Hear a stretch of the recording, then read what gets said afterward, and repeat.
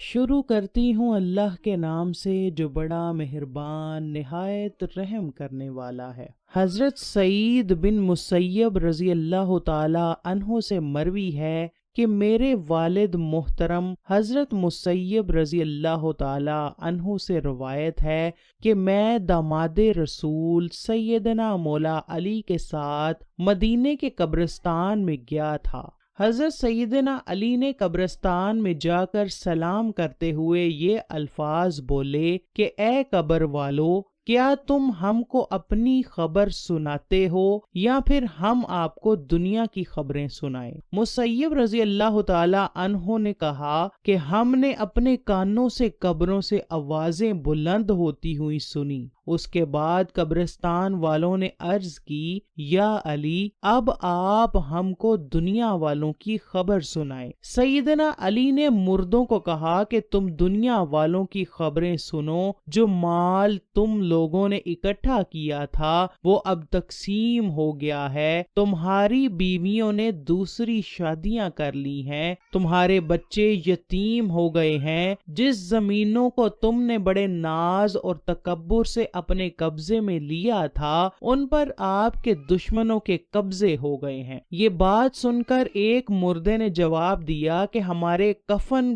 گل گئے ہیں، ہمارے جسم سے سارے بال جھڑ گئے ہیں، ہمارے جسم کے اجزاء بھی گل سڑ گئے ہیں، ہم نے جو کچھ آخرت کے لیے بھیجا تھا وہ بچ گیا، جو بچ گیا ہے، جو کچھ دنیا میں بنایا تھا وہ سب کچھ برباد ہو گیا ہے، یہاں تو ہم کو اپنے نامہ اعمال پر ہی جزا اور سزا ملے گی۔ حضرت ابن عباس رضی اللہ تعالی عنہ سے مروی ہے کہ روح جسم کے ساتھ جھگڑا کرتی ہوئی بول اٹھے گی کہ تم نے ہی تو سب کچھ کیا ہے، اور جسم بولے گا کہ تم نے ہی تو مجھ کو یہ سب کچھ کرنے کا حکم دیا تھا۔ جب یہ دونوں ہی جھگڑا کر رہے ہوں گے تو اللہ تعالیٰ کے حکم سے ایک فرشتہ نازل ہوگا جو ان کو کہے گا کہ جسم اور روح کی مثال ایسے ہے جیسے کہ ایک معذور نے نابینے سے کہا کہ میں نے ایک پھل کا درخت دیکھا ہے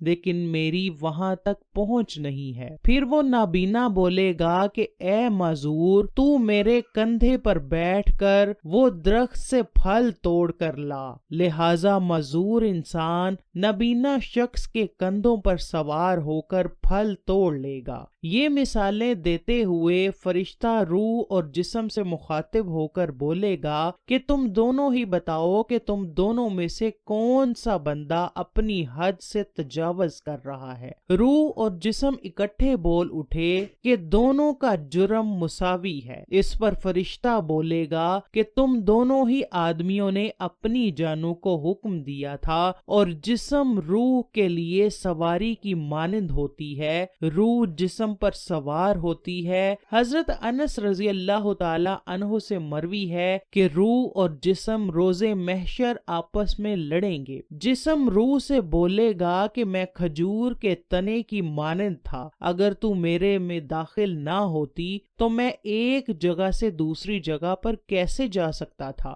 روح جسم سے بولے گی کہ میں ایک ہوا تھی، اگر جسم کو نہ بنایا جاتا تو میں کچھ بھی کرنے کی ہمت نہ رکھتا۔ اس طرح روح اور جسم کو یکساں کر لیا جائے گا۔ یہ سب کچھ آپ کو اس لیے بتایا جا رہا ہے کہ اس دنیا سے چلے جانے کے بعد ہمارے کام بس وہ کچھ آئے گا جو ہم لوگوں نے نیک اعمال کیے ہوں گے۔ جو کچھ ہم نے دنیا میں بنایا ہے وہ ہمارے کسی بھی کام نہیں آئے گا۔ تمہارے کام بس وہ کچھ ہی آئے گا جو تم نے نیک کام کیے ہوں گے۔ اس لیے ہمیں چاہیے کہ دنیا دار نہ بنے، آخرت کی فکر کریں، اسی میں ہی ہماری بھلائی ہے۔ اللہ تعالیٰ سے دعا ہے کہ اللہ تعالیٰ ہمیں نیک کام کرنے کی توفیق عطا فرمائے۔